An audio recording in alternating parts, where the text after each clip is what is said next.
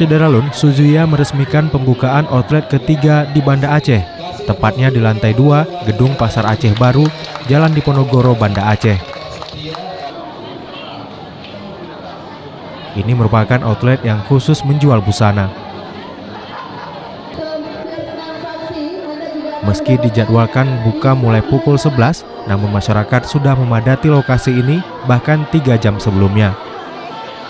Terlebih pihak Suzuya memberikan belanja gratis untuk 100 pengunjung pertama, serta sejumlah promo lainnya.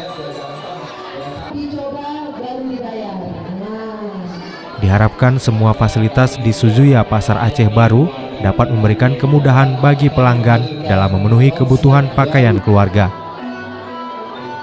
Selain dapat berbelanja di Suzuya, di gedung yang sama, konsumen juga dapat sekaligus berbelanja oleh-oleh khas karena terintegrasi dengan mall layanan publik dan pusat oleh-oleh terbesar di Banda Aceh. Salah satunya karena sebab, jadi kami menganut konsep harga yang kami tawarkan ini adalah harga yang rasional. Jadi nanti kalau Bapak Ibu masuk ke sini bisa lihat di situ ada baju 3 potong 100.000. Wah, itu murah sekali ya. Silakan di Anda juga akan mendapatkan diskon belanja. Dari Banda Aceh, Mawadatul Husna, Serambi On TV.